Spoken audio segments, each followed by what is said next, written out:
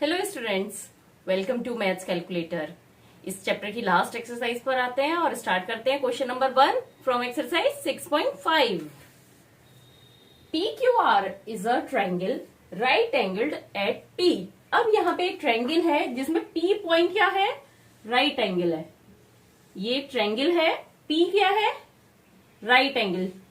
जो right angle form हो रहा है वो पी पॉइंट पे है, तो इसको हम क्यू मान लेते हैं, इसको आर मान लेते हैं। कोई भी क्वेश्चन है अगर उसकी फिगर ड्रॉ हो सकती है तो हम हद के हद फिगर बनाते जाएंगे।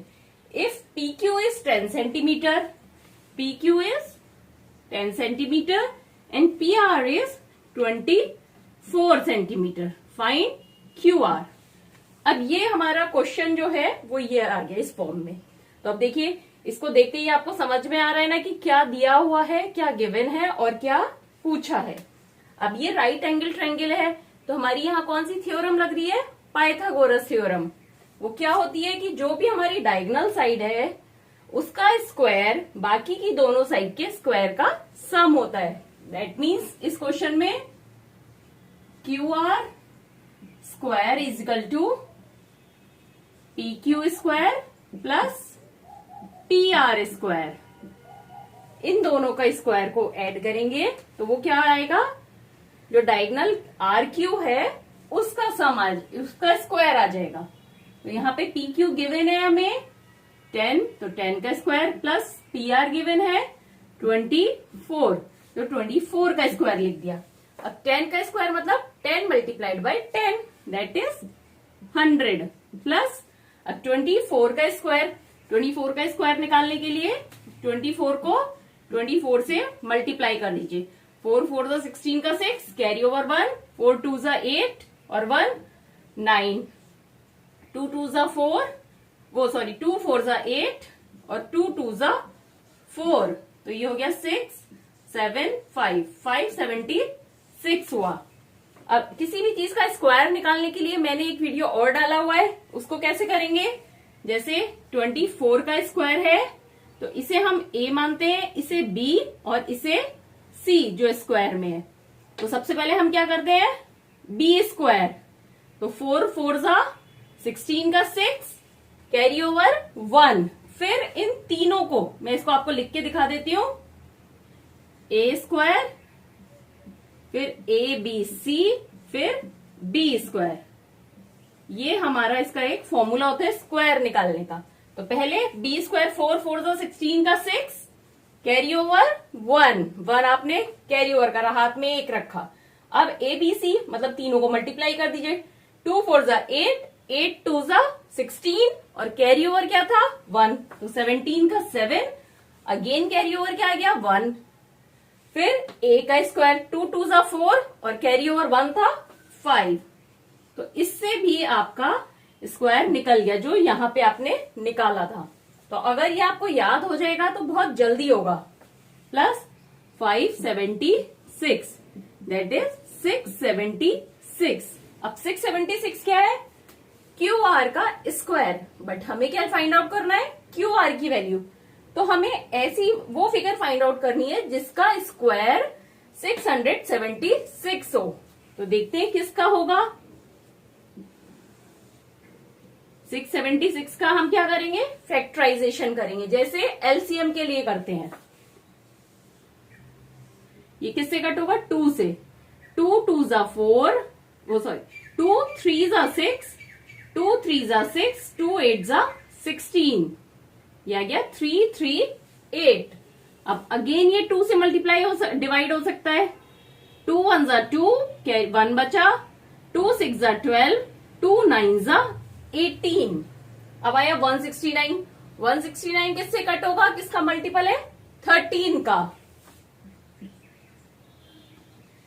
13 1 जा 13, 13 3 जा 19। तो यहां पे 676 को हम क्या लिख सकते हैं, 2 मल्टीप्लाइड बाय, इसको थोड़ा नीचे लिख लेते हैं, 2 multiplied by 2 multiplied by 13 multiplied by 13। अब आप यहां देखिए ये 2 स्क्वायर बन गए ना हमारे पास, 2 सॉरी पेयर्स, 2 भी 2 बार है और 13 भी 2 बार है। तो हम इसको क्या लिख सकते हैं, 26 मल्टीप्लाइड बाय 26 इस वाले 2 और 13 को मल्टीप्लाई कर लिया, इस वाले 2 और 13 को मल्टीप्लाई कर लिया, तो क्या है 26 मल्टीप्लाइड बाय 26। तो इसकी जगह हम क्या लिख सकते हैं 26 का स्क्वायर। 676 क्या हुआ 26 का स्क्वायर हुआ, तो यहाँ पे QR स्क्वायर हो गया 26 का स्क्वायर। तो QR की क्या वैल्यू होगी, दोनों ही स्क्वायर में है, दोनों राइट हैंड साइड और लेफ्ट हैंड साइड, तो हटा देंगे तो QR हो गया 26 centimetre. ABC is a triangle right angled at C। अब यहाँ पे ABC ट्रायंगल है एक, अब इसमें C पॉइंट कौन सा है जहां राइट एंगल है, तो राइट एंगल कहां पर है इधर, तो ये हो गया C पॉइंट। तो इसको हम ABC लिख लेते हैं, कहीं भी लिख सकते हैं, A पॉइंट ये भी ले सकते हैं और इसको B ले सकते हैं, बट C कौन सा होगा जहां राइट एंगल है। If AB is 25 centimetre, AB क्या है 25 सेंटीमीटर। अब देखिए अगर आपने इन दोनों को इंटरचेंज भी कर दिया तब भी यही वाली लाइन 25 सेंटीमीटर होगी, और AC is 7 centimetre. Find BC। अब BC की वैल्यू हमें फाइंड आउट करनी है, तो अब यहाँ पे ये कौन सी हमारी लग रही है पाइथागोरस थ्योरम। पाइथागोरस थ्योरम के हिसाब से क्या होगा AB square equal to AC square plus BC square. अब यहां पर क्या क्या दिया है, AB गिवन है कितनी 25, तो यहां पे हो गया 25 का square equal to AC given है 7 सेंटीमीटर, 7 का स्क्वायर प्लस BC की वैल्यू हमें फाइंड आउट करनी है, तो यहां पे लिख दिया BC स्क्वायर। 25 का स्क्वायर करते हैं, किसी भी डिजिट में अगर हमारा यूनिट प्लेस पे 5 है तो उसको स्क्वायर की एक ट्रिक होती है, क्या 5 5 जा 25 लिख दिया, और 2 का नेक्स्ट नंबर कौन सा है 3, तो 2 3 जा 6। ये मेरे आपको चैनल पे मिल जाएगा इसका वीडियो। 25 का स्क्वायर हो गया 625 इक्वल टू 7 7 जा 49 प्लस BC स्क्वायर, तो BC स्क्वायर की क्या वैल्यू हो गई 625 माइनस 49, और ये क्या हो गया 15 में से 9 गया 6, यहाँ 1 बचा, 11 में से 4 गया 7, और यहाँ बचा 5, 576। अब 576 किसका स्क्वायर है, उसके लिए हम इसका फैक्टराइजेशन करेंगे, जैसे एलसीएम के लिए करते हैं। सबसे पहले 2 से 2 2 जा 4, 2 8 जा 16, 2 8 जा 16, अगेन 2 से 2 1 जा 2, 2 4 जा 8, 2 4 जा 8, अगेन 2 से 2 7 जा 14, 2 2 जा 4, अगेन 2 से 2 3 जा 6 और 2 6 जा 12, अगेन 2 से 2 1 जा 2, 2 8 जा 16। यहां पे कर लेते हैं आगे कंटिन्यू, 18 के आगे 18 फिर से 2 से जाएगा, 2 9 जा 18, फिर 3 से 3 3 जा 9। तो यहाँ पे कितने पेयर्स बने, एक पेयर 2 का ये है, एक पेयर 2 का ये है, एक ये और ये है, और एक 3 का। तो यहाँ पे हर एक में से एक एक नंबर लेते हैं, 2 2 2 3, तो 2 multiplied by 2 multiplied by 2 multiplied by 3 क्या हो गया 2 2 जा 4, 4 2 जा 8, 8 3 जा 24। तो यहां पे हम लिख सकते हैं 24 मल्टीप्लाइड बाय 24, 576 क्या हो गया 24 मल्टीप्लाइड बाय 24, दैट मीन्स 24 का स्क्वायर। और यहां पे क्या है BC स्क्वायर है ये, तो BC स्क्वायर की वैल्यू 24 का स्क्वायर, तो BC की वैल्यू क्या हो गई 24 centimetre. A 15-meter long ladder reached a window 12 meter height from the ground on placing it against a wall at a distance A। अब यहाँ क्वेश्चन में क्या दिया जा रहा है, पहले आप समझिए सिचुएशन क्या है। एक लैडर है, वो एक वॉल पे ऐसे तिरछी करके प्लेस करी हुई है। अगर आप कोई भी लैडर लेंगे तो उसे किसी डिस्टेंस पे करेंगे तो लैडर क्या होगी, स्लांट वे में जाएगी, और वॉल तो हमेशा सीधी ही होगी। तो जैसे अगर ये वॉल हमने मान ली तो ये हमारी लैडर हो गई यहाँ पे। तो अब क्वेश्चन को आप देखिए क्या गिवन है, अ 15 मीटर लॉन्ग लैडर। तो सबसे पहले हमारे को लैडर की हाइट कितनी दी है, 15 metre. Reached a window 12 metre high from the ground. अब ये लैडर एक विंडो तक पहुंच रही है। सपोज यहाँ पे एक विंडो है, ये कितनी ऊपर है, 12 मीटर ग्राउंड से, मतलब विंडो और 12, अगर ग्राउंड की विंडो और फ्लोर लेवल की के बीच का डिस्टेंस कितना है, 12 मीटर। Placing it against a wall at a distance A, और यहाँ पे कितनी दूर है लैडर, ए डिस्टेंस पर है। Find the distance of the foot of the ladder. Foot मतलब यहां से, इससे फ्रॉम द वॉल, तो ये ए की वैल्यू हमें फाइंड आउट करनी है। तो अब आप एक बार क्वेश्चन को वापस पढ़ के ये समझ लीजिए, क्योंकि ये अगर फिगर आपने गलत बना ली तो क्वेश्चन गलत हो जाएगा। अगर ये क्लियर आपने एक बार में सही लिख लिए मेजर, तो क्वेश्चन में कुछ है ही नहीं, सिर्फ पाइथागोरस थ्योरम अप्लाई करनी है। फिर से पढ़ लीजिए question, a 15 metre long ladder, मतलब लैडर कितनी है, 15 metre. Reached a window 12 metre high from the ground, यहाँ विंडो है और ये 12 मीटर ऊपर है।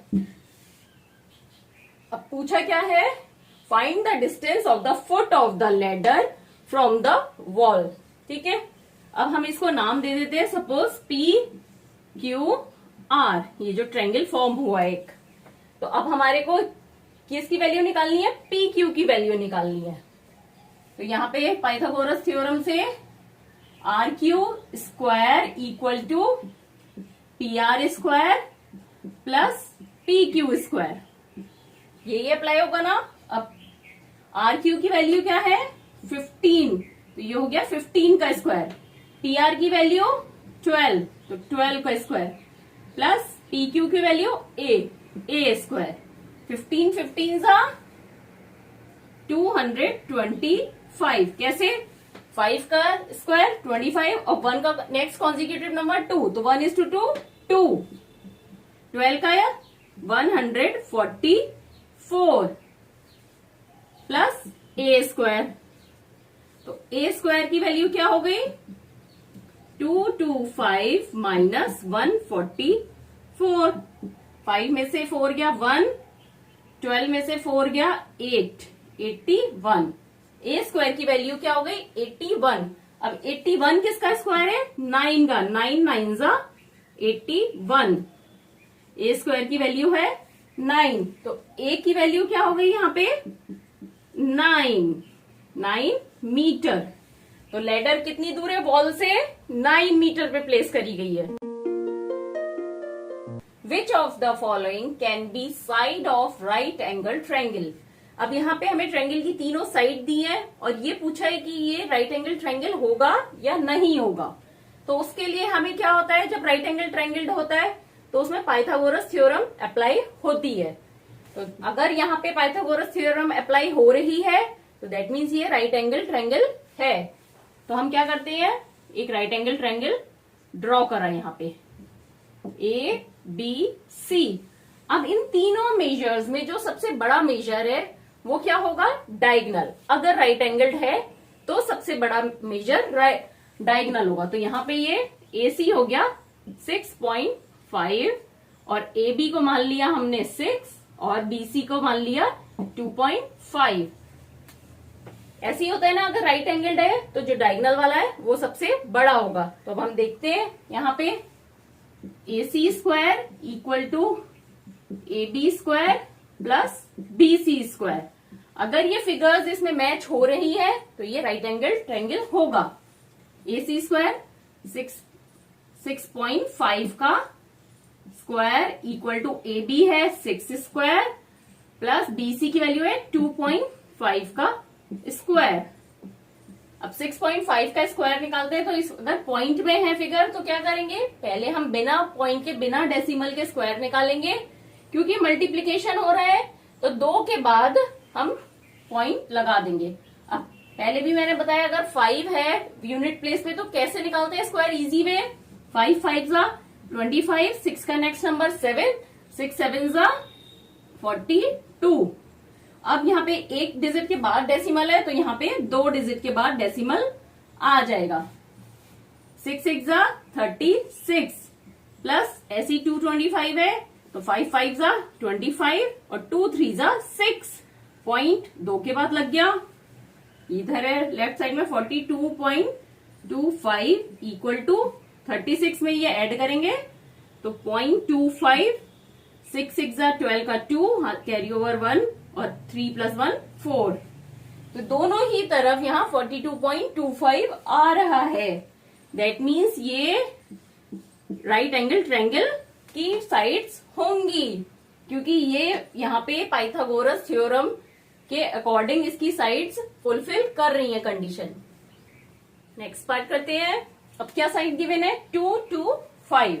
अब हम ये एज्यूम करते हैं ये राइट एंगल ट्रायंगल है ABC, तो इसमें सबसे बड़ी साइड क्या है? 5। अगर राइट एंगल्ड हुआ तो सबसे बड़ी साइड कौन सी होगी? डायगोनल। 5 2 2। अब यहां अप्लाई करके देखते हैं Pythagoras theorem. AC² = AB² plus BC²। AC की वैल्यू क्या है? 5 5 का स्क्वायर प्लस AB और BC क्या है? 2 2, तो 2 स्क्वायर प्लस 2 स्क्वायर, 5 5 जा 25 इक्वल टू 2 2 जा 4 प्लस 2 2 जा 4। तो इधर है लेफ्ट साइड में 25 और यहाँ पे आया 8, 4 + 4 8। अब यहाँ 25 है, यहाँ 8 है। दैट मीन्स दोनों जो छोटी साइड्स हैं उनके स्क्वायर का सम बड़ी साइड के स्क्वायर के इक्वल नहीं है, तो दैट मीन्स ये एक राइट एंगल ट्रायंगल नहीं होगा, क्योंकि राइट एंगल ट्रायंगल तभी होता जब ये कंडीशन फुलफिल होती। लास्ट पार्ट करते हैं क्वेश्चन का। अब यहाँ कौन कौन सी साइड्स दी है? 1.5 सेंटीमीटर, 2 सेंटीमीटर, 2.5 सेंटीमीटर। तो हम ये एज्यूम करते हैं ये राइट एंगल ट्रायंगल है ABC, तो सबसे बड़ी साइड कौन सी होगी? वो डायगोनल होगी, तो 2.5 सेंटीमीटर और बाकी की 2 सेंटीमीटर और 1.5 सेंटीमीटर। तो अब देखते हैं इसमें क्या होगा। AC² = AB² plus BC²। अगर राइट एंगल्ड है तो ये कंडीशन फुलफिल होगी। तो AC की वैल्यू क्या है? 2.5 का स्क्वायर इक्वल टू AB है यहाँ 2 का स्क्वायर, BC है 1.5 का square.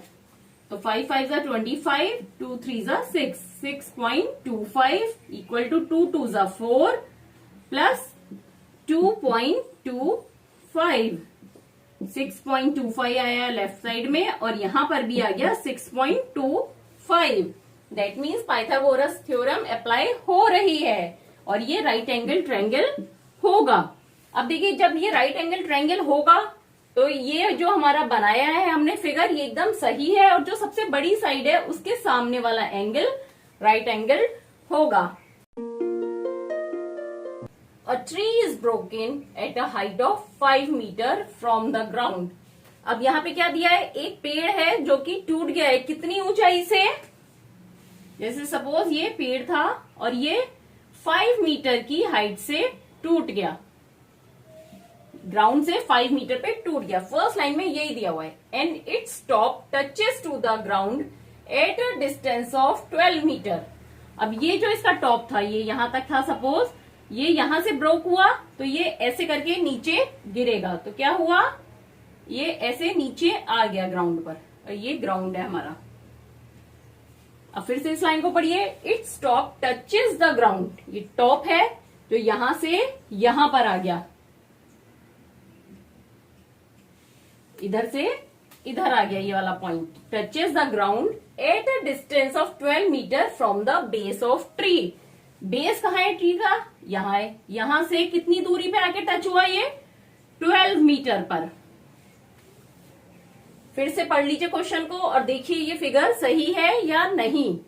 A tree is broken at a height of 5 metre.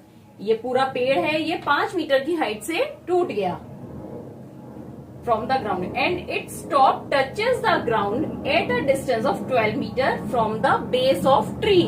12 metre दूर बेस, ट्री के बेस से 12 मीटर दूर ये टॉप टूट के यहाँ पे टच हो गया। अब क्या मुझे find the original height of the tree. तो अब देखिए ये हाइट जो है ये पूछी है आपसे, पूरी ट्री की हाइट ये कितनी होगी, ये वाला पार्ट प्लस ये पार्ट, और ये पार्ट क्या है टूट के यहां पर आ गया। तो सपोज अगर इसकी हाइट, इसका डिस्टेंस a है तो इसका भी a होगा, क्योंकि यही पार्ट तो टूट के सीधा आया है यहाँ पर, छोटा बड़ा तो नहीं हो सकता, बस टूटा है बीच में से। तो पूरे पेड़ की हाइट क्या होगी 15 प्लस a। तो अगर हमें a की वैल्यू पता चल जाए तो हमें ट्री की वैल्यू, ट्री की हाइट भी पता चल जाएगी। तो यहाँ पे अब पेड़ तो एकदम सीधा होता है, टेढ़ा तो होगा नहीं, होते हैं कभी कभी, बट एक इन जनरल फॉर्म में हम क्या मानते हैं कि सीधा ऊपर जा रहा है, तो ये राइट एंगल्ड होगा। तो यहाँ पे सपोज मान लीजिए ये वैल्यू है, यहाँ पे पॉइंट मान लेते हैं P Q R पॉइंट, ये जो ट्रायंगल बना है एक। तो इसमें पाइथागोरस थ्योरम लगेगी, a स्क्वायर इक्वल टू इन दोनों का स्क्वायर का सम। तो यहाँ पे RQ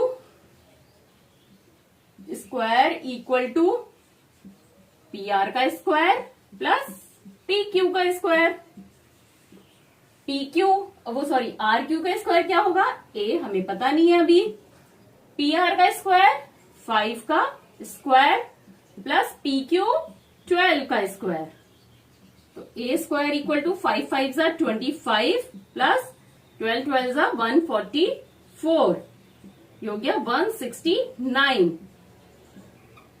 तो 169 किसका स्क्वायर होता है 13 का।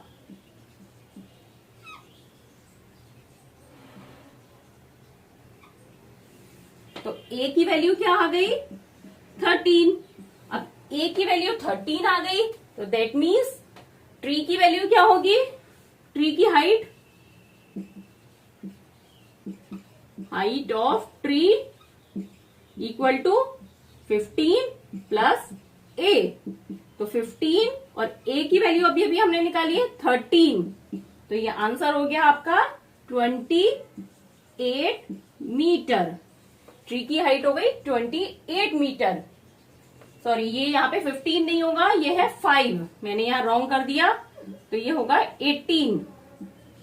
5 प्लस 13 होगा 18। तो एक ट्री था 18 मीटर बड़ा, वो 5 मीटर की हाइट से टूट गया, तो 13 मीटर जो था ये पार्ट नीचे आके गिरा, कितने डिस्टेंस पे 12 मीटर के डिस्टेंस पे। Angle Q and R of triangle PQR is 25 degree and 65 degree. एक ट्रायंगल है PQR, इसमें Q और R की वैल्यू हमें दी हुई है। Right which of the following is true. यहां पे दिया है PQ square plus QR square equal to RP square, PQ square plus RP square equal to QR square, कि इन दोनों का स्क्वायर इसके इक्वल होगा, फर्स्ट में दिया है। सेकंड में इन दोनों का स्क्वायर इसके स्क्वायर के इक्वल होगा, और थर्ड में दिया है इन दोनों साइड्स का स्क्वायर का सम इसके स्क्वायर के इक्वल होगा। मतलब ये पाइथागोरस थ्योरम की तरह दिया है, इसमें से एक ही कंडीशन हमारी फुलफिल होगी, कब, जब ये राइट एंगल ट्रायंगल होगा। तो अब देखिए यहाँ पे एंगल PQR में से Q और R की वैल्यू दी है, P की वैल्यू नहीं दी है, तो P की वैल्यू फाइंड आउट करते हैं। तीनों का एडिशन क्या होता है, angle P plus angle Q plus angle R का एडिशन क्या होगा 180 डिग्री। अब एंगल P की वैल्यू नहीं दी है, Q की वैल्यू 25 डिग्री प्लस 65 डिग्री, तो एंगल P प्लस 65 प्लस 85 क्या हो गया 90 डिग्री। तो एंगल P की वैल्यू क्या हो गई 180 degree minus 90 degree, that is 90 degree. तो एंगल P क्या हो गया राइट एंगल ट्रायंगल हो गया, और ये 90 डिग्री का है, इसीलिए ये राइट एंगल हो गया। अब ये क्योंकि राइट एंगल ट्रायंगल हो गया, P से P राइट एंगल है, तो इसके सामने का डायगोनल कौन सा हो गया QR। तो QR का स्क्वायर इन दोनों के स्क्वायर के सम के इक्वल होगा। तो यहाँ पे कौन सी इसमें ये लिखी है, ये सेकेंड इसमें, तो ये स्टेटमेंट हमारा ट्रू होगा इस कंडीशन के हिसाब से। Find the perimeter of a rectangle whose length is 40 centimetre and diagonal is 41 centimetre. अब यहाँ पे हमारे को एक रेक्टेंगल दिया हुआ है। रेक्टेंगल की सभी साइड्स 90 डिग्री पर होती हैं, ये हमें पता है। अब इसमें लेंथ कितनी दी है? 40। हम इसको नाम दे देते हैं ABCD और डायगोनल कितना है? 41 सेंटीमीटर। अब क्योंकि ये रेक्टेंगल है तो इसके दोनों डायगोनल भी सेम होते हैं, ये हमें पता है रेक्टेंगल की प्रॉपर्टी। और ये सभी एंगल्स 90 डिग्री पर होते हैं। तो अब ये 90 डिग्री पे हैं तो ट्रायंगल फॉर्म हुआ एक ABC। इसमें ये है राइट एंगल ट्रायंगल, इसमें ये साइड दी है, ये साइड दी है, ये नहीं पता है तो पाइथागोरस थ्योरम से हम BC की वैल्यू फाइंड आउट कर सकते हैं। तो स्टार्ट करते हैं। इसके हिसाब से होगा AC square equal to AB square plus BC square. AC की वैल्यू है 41 तो 41 का स्क्वायर, AB की वैल्यू है 40 का स्क्वायर प्लस BC स्क्वायर। तो 41 इंटू 41 क्या हुआ करके देख लेते हैं। 1 1 जा 1, 1 4 जा 4 और 4 4 जा 4, 4 4 जा 16। ये आया हमारा। और जो मैंने आपको पहले फॉर्मूला बताया उस हिसाब से भी हम स्क्वायर निकाल सकते हैं। कैसे? 1 1 जा 1, 4 1 जा 4, 4 2 जा 8 और 4 4 जा 16। सेम आ गया। 4 4 जा 16 00 प्लस BC स्क्वायर। तो BC स्क्वायर की क्या वैल्यू हो गई? 1681 माइनस 1600 दैट इज 81। और 81 किसका स्क्वायर होता है? 9 का स्क्वायर। तो ये हो गया 9 स्क्वायर। BC स्क्वायर हो गई 9 स्क्वायर। तो यहाँ पे BC क्या हो गया? 9। तो अब BC की वैल्यू हमें पता चल गई 9 सेंटीमीटर। अब पूछा क्या है? पेरीमीटर। पेरीमीटर का क्या होता है? चारों साइड्स का एडिशन।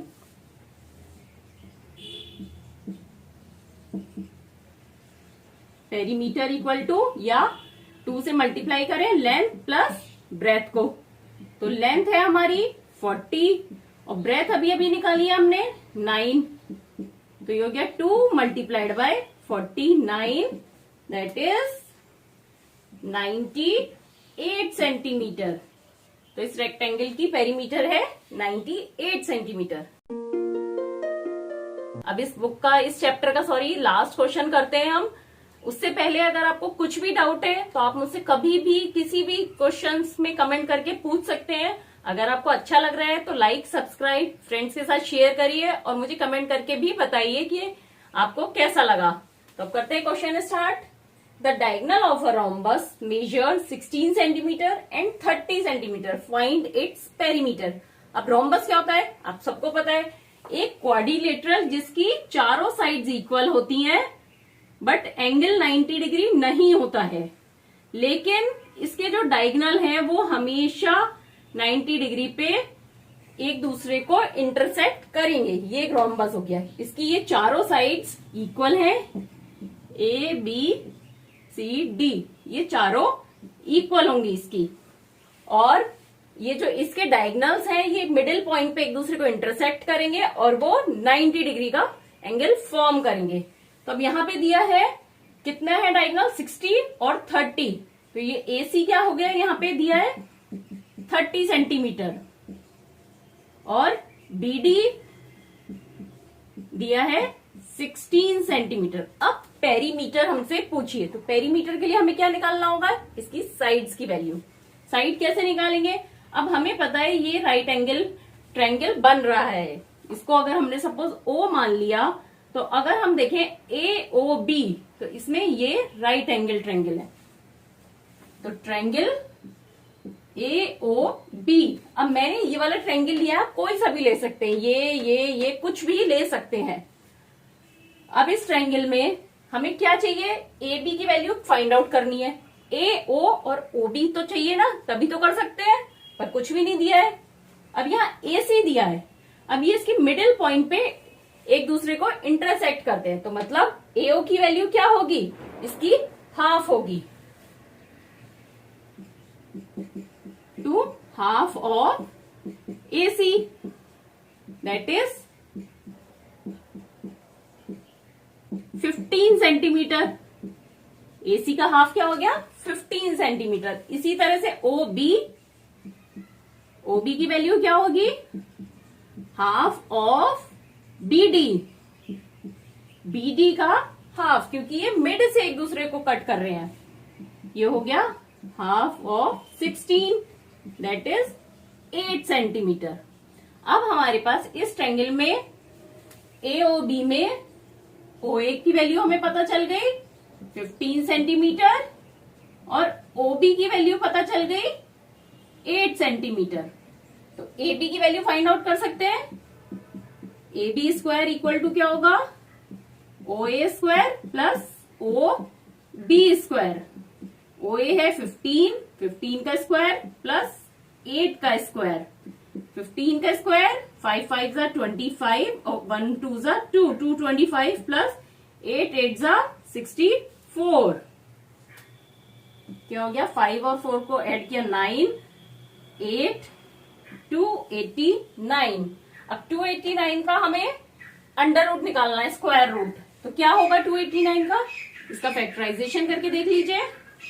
जैसे एलसीएम निकालते हैं तो ये किससे जाएगा आपका? 1 से 2 से, ये 13 से जा रहा है। 13 1 जा 13, 13 2 जा नहीं, 13 से भी नहीं जाएगा।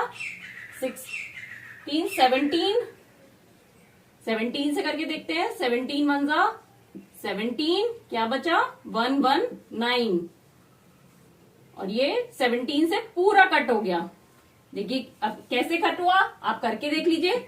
17 मल्टीप्लाइड बाय 17, 7 7 जा 49 का 9, कैरी ओवर 4, 7 1 जा 7 और 4 11, और ये 17 9 8 2। तो ये हुआ 17 का स्क्वायर। AB की वैल्यू, AB स्क्वायर की वैल्यू। तो इससे क्या पता चली हमें? AB की वैल्यू 17। यहाँ पे AB की वैल्यू हो गई 17, तो सभी इक्वल होती है रोम्बस में, सबकी वैल्यू क्या हो गई? 17। अब पूछा क्या है यहाँ पे? पेरीमीटर। पेरीमीटर क्या हो गई? 4 इंटू साइड, क्योंकि सभी साइड इक्वल है। तो 4 इंटू 17, दैट इज 7 4 जा 28 का 8 2 और 4 1 जा 4 और 2 68 सेंटीमीटर। तो यहाँ पे इस रोम्बस की पेरीमीटर हो गई 68 सेंटीमीटर। तो देखिए जब भी आप क्वेश्चन कोई भी पढ़े ज्योमेट्री में, तो सबसे पहले उसकी फिगर ड्रॉ करें। फिगर ड्रॉ करने के बाद एक बार क्वेश्चन को वापस पढ़ें कि आपकी फिगर जो बनाई है वो सही है या नहीं है, क्योंकि पूरा आंसर आपका इस फिगर पे ही डिपेंड करता है। अगर ये आपने सही बना ली, सही ड्रॉ कर ली, तो आपको पूरा क्वेश्चन समझ में भी आ जाएगा और ये भी पता चल जाएगा कि इसे कैसे सॉल्व करना है।